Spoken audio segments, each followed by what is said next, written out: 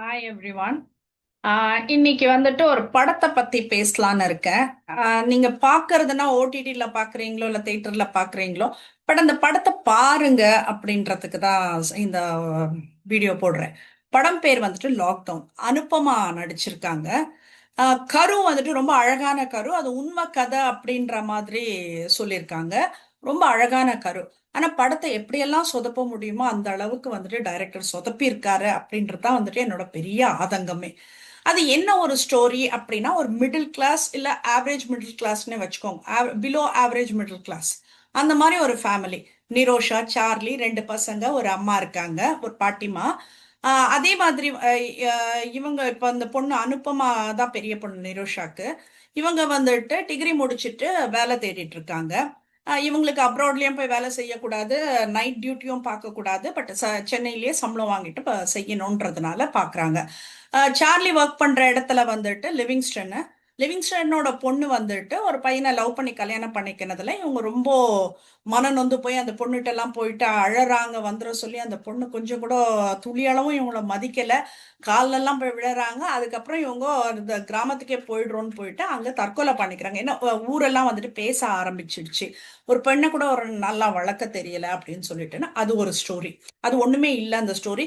ஏன்னா அந்த பெண்ணுக்கு வந்துட்டு என்ன சொல்றது, ஓரளவுக்கு கூட நடிக்க தெரியாத ஒரு பெண்ணை கூட்டிட்டு வந்துட்டு ஒரு எந்த ஒரு எமோஷனலுமே முகத்துல காட்டாம அது ஒரு ட்ரமட்டிக்கலா ஒரு ஸ்டேஜ் டிராமா மாதிரி அது ஒண்ணு இருந்தது. பட் நான் என்ன கேட்கிறேன், லிவிங்ஸ்டன் எல்லாம் வேஸ்ட் பண்ணிருக்கீங்கன்றது தான் என்னோட ஆதங்கம். இருந்துட்டு போகட்டும். இதுல என்னன்னா, அனுப்பமாவோட இது என்னன்னா, வேலை தேடிட்டு இருக்காங்க. அப்போ வந்துட்டு வாட்ஸ்அப்ல ஒரு ஃப்ரெண்டோட ஸ்டேட்டஸ் பாக்குறாங்க. அந்த பொண்ணு கிட்ட கேட்கிறப்ப வந்துட்டு அவ இன்னுமாடி வேலை தேடிட்டு இருக்கான்னு அனுபவமா கேக்குறாங்க. ஆமா, உங்க இதுல எதனா இருந்தா சொல்லுனாக்கா, ஓகே நீ என் ஃபிளாட்டுக்கு வா ஈவினிங் அப்படின்னு சொல்றாங்க. அதுக்கப்புறம் பார்த்தாக்கா ஒரு பீச்ல ஏதோ பார்ட்டி நடக்குது, அந்த பார்ட்டிக்கு போறாங்க. அங்கதான் ஹெச்ஆர் இருக்காங்க அப்படின்னு தெரிஞ்சவங்க ஃப்ரெண்ட் இருக்காங்க அப்படின்னு சொல்லிட்டுன்னு அந்த பொண்ணு அங்க கூட்டிட்டு போறா. அங்க வந்துட்டு அந்த ஹெச்ஆரை மீட் பண்றாங்க, பேசுறாங்க. நெக்ஸ்ட் மந்த் உங்களை ஆக்குபை பண்ணிக்கிறேன்னு சொல்லி சொல்றாங்க. அதுக்கப்புறம் வந்துட்டு இங்க எல்லாருமே ட்ரிங்க்ஸ் சாப்பிடுறதுக்கு வந்துட்டு இவங்களும் ட்ரிங்க்ஸ் சாப்பிடுறாங்க. இது எப்படி இங்க ஸ்டே, இவங்க அதுக்கு முன்னாடி ஃப்ரெண்டுக்கு ஃபோன் பண்ணிட்டு இந்த மாதிரி நான் இந்த இடத்துக்கு போயிருக்கேன்டீன்னா, இந்த உலகமே வேறையா இருக்கு அப்படின்னு சொல்றப்போ ஃப்ரெண்டு சொல்றா, அப்பனா என்ஜாய் பண்ணிட்டு வானா, அது எப்படி விடுவாங்க எங்க வீட்ல அப்படின்னு கேக்குறப்போ, ஓகே நான் வந்துட்டு ஃபோன் பண்றேன். ஒரு கான்ஃபரன்ஸ் போடுறாங்க நிரோஷாக்கு. அம்மா எங்க வீட்ல அண்ணாக்கு வந்துட்டு பொண்ணு பார்க்கறதுக்கு ஊருக்கு போயிருக்காங்க, நான் தனியா இருக்கேன், அதனால இவளை எங்க வீட்ல இன்னைக்கு ஸ்டே பண்ணிக்க வச்சுக்கிறேன் அப்படின்னுட்டுன்னு ஒரு ஃப்ரெண்டு சொல்றா. நிரோஷாவும் ஒரு பொண்ணு தனியா இருக்குன்னு ஓகேன்றாங்க. இப்போ இது முடிஞ்சிடுது. இப்போ இவங்க எப்படி ஸ்டே பண்ணுவாங்க, ஒரு பிலோ ஆவரேஜ் மிடில் கிளாஸ்ல இருக்கிறவங்க ஒரு பெண்ணை எப்படி ஒரு நாள் விட்டிருப்பாங்கன்றதுக்கான காரணத்தை கொடுத்துட்டாங்க. இப்ப இந்த பொண்ணு வந்துட்டு அங்க போயிட்டு என்ன பண்றா, முதல் வேண்டாம் வேண்டாம்னு சொல்லிட்டு மறுத்த பெண்ணு வந்துட்டு கடகடன்னு ட்ரிங்க்ஸ் சாப்பிட்டு ஆல்கஹால் எடுக்க ஆரம்பிச்சுக்கிறா. அதுக்கப்புறம் என்ன சொல்றது, மட்டை ஆகுறாங்க, அவங்க லாங்குவேஜ்ல சொல்றேன் நான்.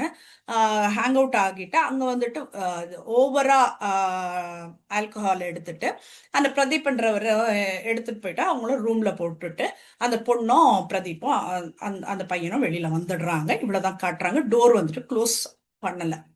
இவ்வளவுதான் காட்டுறாங்க. ஆஃப்டர் 2 months அதுக்கப்புறம் இந்த பொண்ணு இங்க வந்துடுறா வீட்டுக்கு. வந்துட்டு நார்மலா இருக்கா, ஒண்ணுமே தெரியாது. ஆஃப்டர் 2 months வந்துட்டு த்ரோட் சோர் ஆகுது. அதுக்காக ஹாஸ்பிட்டலுக்கு போறப்ப அவங்க என்ன பண்றாங்க, பெல்விக் டெஸ்ட் எடுக்கணும்ன்றாங்க. என்னது இது த்ரோட் சோரா இருக்குன்னுட்டு நான் வந்ததுக்கு பெல்விக் டெஸ்ட்னு திட்டிட்டு வராங்க. அதுக்கப்புறம் பார்த்தாக்கா இவங்களுக்கு கொஞ்சம் சிம்டம்ஸ் தெரிய ஆரம்பிக்குது. அதுக்கப்புறம் சரி டவுட் வந்து பிரெக்னன்சி கிட் வாங்கி அதை டெஸ்ட் எடுத்து பார்க்குறப்போ 2 கோடு வருது. இவங்களுக்கு எப்படி இதை அடுத்த லெவலுக்கு கொண்டு போறது, இப்ப எப்படி அதை அபார்ட் பண்றதுன்னு தெரியாம தத்தளிக்கிறாங்க. இப்ப என்ன ஆகுதுனாக்கா மறுபடியும் அந்த டாக்டர் கிட்ட போனாக்கா, நான் அதெல்லாம் பண்ண மாட்டேன், இப்போ ஆல்மோஸ்ட் 3.5 months நான் பண்ண மாட்டேன்றாங்க. அதுக்கப்புறம் வந்துட்டு இவங்க ஃப்ரெண்ட்ஸுங்க எல்லாம் பேசி கொண்டு இன்னொரு டாக்டரை போய் பாக்குறப்போ அவங்களும் நான் பண்ண மாட்டேன், உங்க அப்பா அம்மாவை கூட்டிட்டு வா நாங்க பண்றேன், ஏன்னா வந்துட்டு இது ரிஸ்கான ஒரு விஷயம், இது உயிருக்கு இதான விஷயம், இது பண்ண மாட்டேன்னு சொல்றாங்க. ஸோ ஒரு பேரண்ட்ஸோட சப்போர்ட் இல்லாம ஒரு பொண்ணு அபார்ஷன் பண்ணணும், அப்பா அம்மாவுக்கு இந்த விஷயமே தெரியாது. அதெல்லாம் கூட ஓகே. நான் லாஸ்டா சொல்றேன் என்னோட ஒப்பீனியன். அப்போ அந்த இதுல என்ன ஆகுது, ஒரு மெடிக்கல் ஷாப்ல போயிட்டு மாத்திரை வாங்குறதுக்கு போறாங்க. பப்பாயா சாப்பிடுறா, இத்த பண்றா, அத்தை பண்றா. மெடிக்கல் ஷாப்ல அவன் வந்துட்டு ஒரு கட்டத்துல வந்து கால்ல போய் விழுறாங்க, அவன்கிட்ட எப்படின்னா ஹெல்ப் பண்ணுங்கன்னுட்டுன்னு. அவன் வந்துட்டு ஒருத்தரை கை காட்டுறான். அந்த டாக்டர் கிட்ட போறாங்க. அந்த டாக்டர் 30,000 கொடுன்னு சொல்றாரு. 20,000 வந்துட்டு அங்க இங்க எல்லா ஃப்ரெண்ட்ஸ் கிட்ட இவங்க கிட்ட அவங்க கிட்ட வாங்கி ஒரு 20,000 தேத்தி கொடுக்குறாங்க. பட் அந்த டாக்டர் 20,000 வாங்கிட்டு இன்னும் 10,000 கொடுத்தாதான் பண்ணுவேன்றாரு. அதுக்கப்புறம் இவங்க 10,000 ரெடி பண்ணி எடுத்துட்டு போறப்போ வந்துட்டு அந்த டாக்டருக்கு கோவிட். ஸோ அந்த ஏரியா பூரா வந்துட்டு இதை அடிச்சிடுறாங்க. அந்த உள்ள யாரும் போக முடியாத அளவுக்கு வந்துட்டு இது தகரம் அடிச்சிடுறாங்க. அதுக்கப்புறம் பார்த்தாக்கா அவங்க கம்பவுண்டரு, அது என்ன ஒரு 4 மாத்திரையில சரி பண்ற விஷயம் அது. அவர் சும்மா ஏமாத்தி உங்கள்ட்ட 20,000 வாங்கினாரு, அது 10,000த்துல முடிஞ்சிடும், நீங்க 10,000 கொடுங்க, நான் பண்ணிடுறேன் அப்படின்றாரு. இவங்க 10,000 தூக்கி அனுப்பமா கொடுக்குறாங்க. அந்த 10,000க்கு இந்த ஆளை எடுத்துட்டு எஸ்கேப். இந்த நம்பருக்கு அப்புறம் கால் பண்ணாக்கா ரிங் ஆகல. அவங்க ஏரியாவுக்கு போய் பார்த்தாலும் கிடைக்கல ஆளு. சோ இந்த மாதிரி 30,000 ஏமாந்து போறாங்க. அதுக்கப்புறம் வந்துட்டு இன்னொரு இதுல என்ன பண்றாங்க, திரும்ப அந்த மெடிக்கல்ஸ் கிட்ட போயிட்டு அழுது கொண்டு கெஞ்சி காலில் விழுந்து கேட்டாக்கா அவர் ஒருத்தரை ரெஃபர் பண்றாரு. அந்த டாக்டர் வந்துட்டு பார்த்துட்டு 50,000 கேட்குறாரு. இவங்க நிரோஷாவோட வளையல் எல்லாம் வந்து திருடி எடுத்துட்டு போயிட்டு அந்த பொண்ணு அந்த கொரோனால ஒருத்தரை வீட்டுக்கே வந்து நகை அடகு எடுக்கிறாங்க. அது எடுத்துட்டு போறாங்க.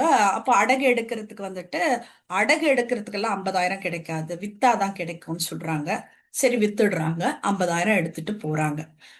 போயிட்டு அவங்க கிட்ட போயிட்டு இது பண்ணாக்க ஸ்கேன் பண்ற ஃபர்ஸ்டே வந்துட்டு பாக்குறப்போ வயித்தை பார்த்தா அப்படி தெரியல.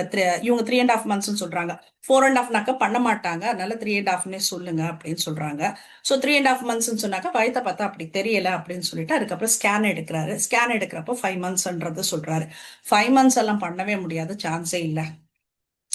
ஸோ அதுக்கப்புறம் அந்த அனுப்பின அந்த ஃப்ரெண்டு அவங்க கிட்ட பேசுறாங்க.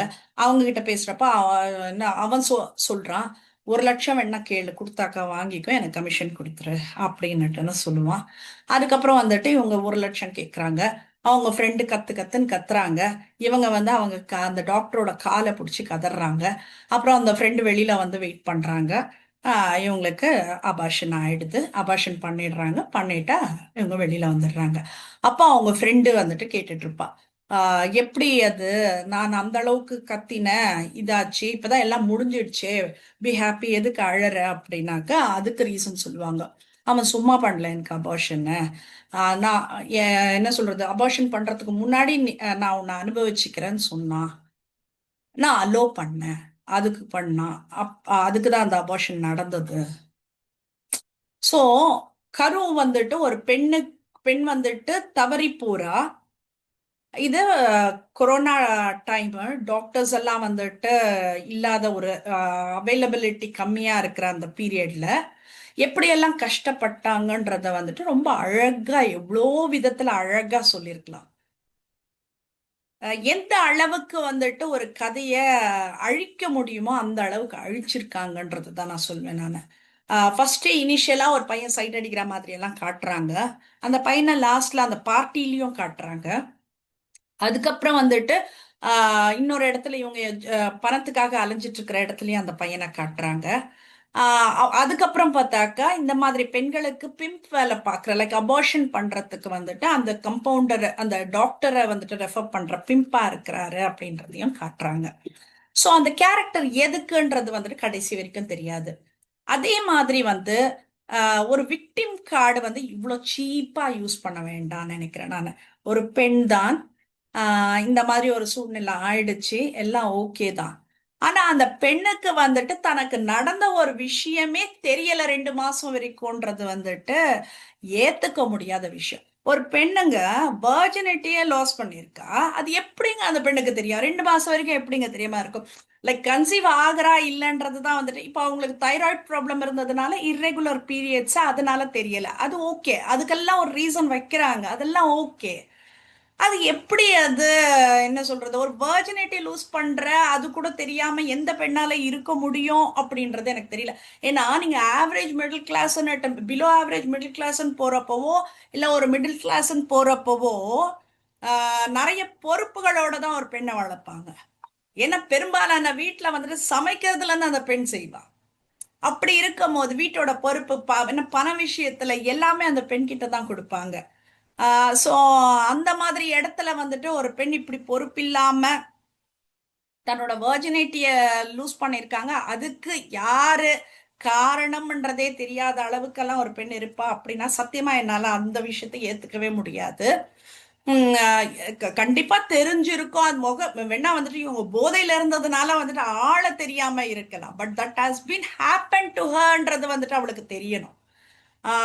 என்ன சொல்றது, அது என்ன உடம்ப என்ன மரக்கட்டையாங்க, என்ன சும்மா ரோபோவா? எனக்கு அது புரியல. எனக்கு அந்த கான்செப்ட் சத்தியமா புரியல அவங்க கொண்டு வந்து வச்சிருக்கிறது. இன்னொரு விஷயம் வந்துட்டு என்ன சொல்றது, கன்சீவ் ஆயிட்டு அதுக்கப்புறம் அந்த அபார்ஷன் பண்றப்போ வந்துட்டு வீட்டுக்கு தெரியாம, ஏன்னா அப்பா வந்துட்டு அந்த ஃப்ரெண்டோட லிவிங்ஸ்டனோட பெண்ணுக்கே வந்துட்டு அப்பா சொல்றாரு, நான்லாம் தாங்க மாட்டேன்டி, நான் செத்துருவேன்டி, நிரோஷாட்டா சொல்வாரு. சோ அந்த இதுக்காக வந்துட்டு சொல்லாம இருக்காங்க அப்படின்றது. பட் சொல்லாம இவ்வளோ கஷ்டப்பட்டு எப்படி பண்ண முடியும்? நீங்க அபார்ஷன் பண்ணாக்கா என்னங்க எந்திரிச்சு வந்துட முடியுமா? என்னங்க இது? ஒரு சினிமானா கூட வந்துட்டு, சினிமாத்தனம்னா கூட வந்துட்டு ஒரு லாஜிக் வேண்டாமா? எனக்கு தெரியல, சத்தியமா தெரியல இதெல்லாம் எப்படி எடுத்துக்க முடியும் அப்படின்னு சொல்லிட்டு. எனக்கு அது ஒரு என்ன சொல்றது, இதுக்கு சேனலுக்கு ரெவ்யூ கொடுத்துருக்கேன். பட் என்னால சேனல் ரெவ்யூல வந்துட்டு இதை சொல்ல முடியல. எந்த அளவுக்கு அதை ஏத்துக்க முடியும் அப்படின்றது தெரியல. பட் நான் இது என்னோட சேனல்ன்றதுனால நான் இங்க ஷேர் பண்ணிக்கிறேன். இதுல அவங்க ஃப்ரெண்டு கேக்குறா, என்னடி உன் மேல படுத்தவங்க கூட உனக்கு தெரியாதா அப்படின்னுட்டுன்னு கேக்குறா. அந்த இதுவே வந்துட்டு நான் அது ஓகே, அது செகண்டரி தான். பட் அந்த மாதிரி ஒரு விஷயம் ஆனதே ஒரு பெண்ணுக்கு தெரியாம இருக்கு அப்படின்றது வந்துட்டு சுத்தமா ஏத்துக்கொள்ள முடியாத ஒரு விஷயம். அண்ட் நீங்க பாத்தீங்கன்னா ஹாஸ்பிட்டல்ஸ் எல்லாம் எப்படி இருந்தது இந்த கொரோனா டைம்னா, டாக்டர்ஸுங்க எல்லாம் அவைலபிலிட்டி கிடையாதுங்க. யாராச்சும் வந்துட்டு சண்டை போடணும்னா கூட தாராளமா டாக்டர்ஸுங்க வந்து என்கிட்ட சண்டை போடலாம். நான் வந்துட்டு சொல்றது வெள்ளூர் சிஎம்சி மென்ஷன் பண்ணி சொல்றேன். அங்க வந்துட்டு ஸ்டூடெண்ட்ஸுங்க நிறைய பேர் இருப்பாங்க. ஸோ அந்த ஸ்டூடெண்ட்ஸை தான் வந்துட்டு இப்போ மந்த்லி இந்த என்ன சொல்றது, கன்சீவ் ஆயிட்டு அந்த மந்த்லி மந்த்லி செக்அப் கன்னுட்டுன்னு போறாங்க பாருங்க. அந்த டைம் எல்லாம் அந்த ஸ்டூடெண்ட்ஸுங்க மட்டும் தான் ஹேண்டில் பண்ணுவாங்க. அந்த ஸ்டூடெண்ட்ஸுங்களுக்கு என்ன தெரியும்? அது கூட வந்துட்டு இந்த கன்சீவ் ஆனவங்க மட்டும் போகக்கூடாது உள்ள. சாரி, கன்சீவ் ஆனவங்க கூட யாரும் போகக்கூடாது உள்ள. அந்த கன்சீவ் ஆனவங்க மட்டும் தான் உள்ள போகணும். அப்போ அந்த மாதிரி இதுல போயிட்டு இதுங்களே ஃபர்ஸ்ட் டைம் கன்சீவ் ஆயிட்டு உள்ள போகுதுங்கன்னு வச்சுக்கோங்க, இதுங்க போய் என்னத்தை கன்வே பண்ணவங்க அங்கன்றது தெரியல. சோ இந்த மாதிரி ஒரு அட்டூழியம் எல்லாம் வந்துட்டு ஹாஸ்பிட்டல்ஸ்ல நடந்தது. ஸோ வெறும் இந்த மெடிக்கல் ஸ்டூடெண்ட்ஸுங்க தான் வந்துட்டு ஹேண்டில் பண்ணிட்டு இருந்தாங்க. ஸோ அந்த மாதிரி விஷயங்கள் எல்லாம் நிறைய நடந்தது. இப்போ இவங்களுக்கு வந்துட்டு டாக்டர் கிடைக்கிறாங்க, கம்பவுண்டர் கிடைக்கிறாங்க, அதெல்லாம் எப்படின்றது தெரியல. லாஜிக் சுத்தமா இல்லாத ஒரு கதை. அழகான கரு, ரொம்ப அழகா எந்த அளவுக்கு எடுத்துட்டு போயிருக்கலாமா எடுத்துட்டு போயிருக்கலாம். அட்லீஸ்ட் கடைசியிலயாச்சும் வந்துட்டு இந்த கருவுக்கு இவன் தான் காரணம்னுட்டு யாராச்சும் இந்த பொண்ணுக்கு தெரியாம கூட போகட்டும், அந்த ஆணுக்கு தெரியும் இல்லையா, அவனை எப்ப ஒரு ஸ்கிரீன்ல காட்டியிருக்கலாமா இருந்தது. எதுவுமே இல்லாம ஒரு முடிவுரை கொடுத்தது வந்துட்டு ரொம்ப என்ன சொல்றது, ஒரு படத்துக்கு ரெவ்யூ கொடுக்கறதுக்கே விருப்பம் இல்லாம கொடுக்கறதா இருந்தது. But Anupama, she justify the character. ரொம்ப அழகா ரொம்ப அழகா பண்ணினாங்க. அந்த ஃபேஸ்ல அவ்வளோ அந்த என்ன சொல்றது, ஒரு வீட்டுக்கு தெரியாம கன்சீவ் ஆயிட்டு வயித்துல குழந்தை இருக்கு, அது அபார்ஷன் பண்றதுக்கு டாக்டர்ஸ பாக்குறாங்க, பணம் சேகரிக்கிறாங்க, இவ்வளவு விஷயங்கள் வந்துட்டு ஒரு வீட்டுக்கு தெரியாம நடந்துட்டு இருக்குன்றப்போ அந்த பெண்ணோட உணர்வுகள் எல்லாம் எப்படி இருக்கும்னு கொஞ்சம் யோசிச்சு பாருங்க. அந்த மாதிரி எல்லாம் வந்துட்டு ரொம்ப எமோஷனல், அந்த அழுக, அந்த பெண்ணோட உணர்ச்சிகள் எல்லாம் என்னால புரிஞ்சுக்க முடியுது. பட் ஆனா விக்டிம் கார்டு எடுக்காதீங்க. ஒரு பெண்ணுக்கு தெரியாமல் ஒரு கரு அப்படின்ற மாதிரி எல்லாம் வந்துட்டு ஒரு விக்டிம் கார்டு எடுக்காதீங்க. அந்த பெண்ணுக்கு இப்ப என்ன, மறுநாள் காலையில எந்திரிச்சு ஒரு Dress கலைஞ்சிருந்தாக்க கூட உனக்கு நமக்கு என்ன நடந்ததுன்னு கூடவா ஒரு பெண்ணுக்கு தெரியாம இருக்கும்? அதுவும் 2 மாதங்கள் வந்துட்டு ஒரு பெண்ணுக்கு தெரியாம இருக்கும்ன்றதெல்லாம் வந்துட்டு நம்புற மாதிரி இருக்குங்களா? சோ இந்த மாதிரி லாஜிக் எல்லாம் இது பண்ணிட்டு எங்களை முட்டாளாக்காதீங்க. ரிவ்யூ கொடுக்கறதுக்கு எங்களுக்கே இதெல்லாம் எப்படி இதை சொல்றது அப்படின்ற மாதிரி ஒரு இதுல தான் நாங்க சொல்லிட்டு இருக்கோம் நாங்க. சோ படம் எடுக்கிறீங்கன்றப்ப வந்துட்டு அட்லீஸ்ட் ரிவ்யூ கொடுக்கறதுக்கு எங்களுக்காச்சும் வந்துட்டு ஒரு 4 வார்த்தை சொல்றதுக்காச்சும் வந்துட்டு கொடுங்க அப்படின்றதுதான். இது ரொம்ப அழகான கரு, ரொம்ப அழகான கரு. எவ்வளவு அழகா எடுத்துட்டு போயிருக்க முடியுமோ அவ்வளவு அழகா எடுத்துட்டு போயிருக்கலாம். நீங்க அனுபமாவை வேஸ்ட் பண்ணிட்டீங்க, லிவிங்ஸ்டனை வேஸ்ட் பண்ணிட்டீங்க, சார்லி வேஸ்ட் பண்ணிட்டீங்க, நிரோஷா வேஸ்ட் பண்ணிட்டீங்க, எல்லாரையுமே வேஸ்ட் பண்ணிட்டீங்க அப்படின்றதுதான். இதை நீங்க ஒட்டு மொத்தமா நீங்க எப்படி கொடுத்துருக்கீங்கன்னாக்கா, நீங்க எப்படி நீங்க அபார்ஷன் பண்ணி ஒரு குழந்தைய அப்படி பண்ணீங்களோ படத்தையும் வந்துட்டு அபார்ஷன் பண்ணி எங்களுக்கு கொடுத்துருக்கீங்க அப்படின்றதான் நான் சொல்லுவேன் நானு. பட் பாருங்க, உங்களுக்கு அந்த பெண்ணோட உணர்வுகளோட அண்டர்ஸ்டாண்ட் பண்ணிக்க முடியும். அதுக்காக பாருங்கன்னு சொல்றேன், ஒரு பெண்ணுக்காக பாருங்கன்றது தான் நான் சொல்றேன் நான். அந்த லாக்டவுன் எப்படியாச்சும் பாருங்க, ஓடிடிலனா பாருங்க, தேட்டர்லனா பாருங்க. பட் அது பார்த்தா ஒரு பெண் எந்த அளவுக்கு அவ ஆயிருக்கா அப்படின்றது புரிஞ்சுக்க முடியும் அப்படின்றது தான். அந்த வலிகள் ஓரளவுக்கு நமக்கு புரிய வரும் அப்படின்றது தான். பட் நிறைய ஃப்ளாஸ், நிறைய லாஜிக் இல்லாத லாஜிக்லெஸ்னஸ் அந்த அளவுக்கு இருந்தது படம். ஸோ இன்னைக்கு பார்த்தேன், உங்கள்கிட்ட ஷேர் பண்ணிக்கணும்னு நினைச்சேன் நான். So thank you. இதை வந்துட்டு ஆக்சுவலி வந்துட்டு டைரக்டர்ஸ்க்கெல்லாம் வந்துட்டு கண்டிப்பாக இதை கன்வே பண்ணணும் நாங்கள். இந்த இவ்வளோ எஃபர்ட் போட்டுட்டு ஒரு படத்தை வந்துட்டு இந்த அளவுக்கு அபார்ஷன் பண்ணி வச்சிருக்கீங்களே அப்படின்றது தான். ஸோ அடுத்த படம் வந்துட்டு ஏதாச்சும் நான் நல்லா இருந்து பார்த்தேனாக்கா உங்களுக்கு கண்டிப்பாக ரிவ்யூ பண்ணுறேன். தேங்க்யூ.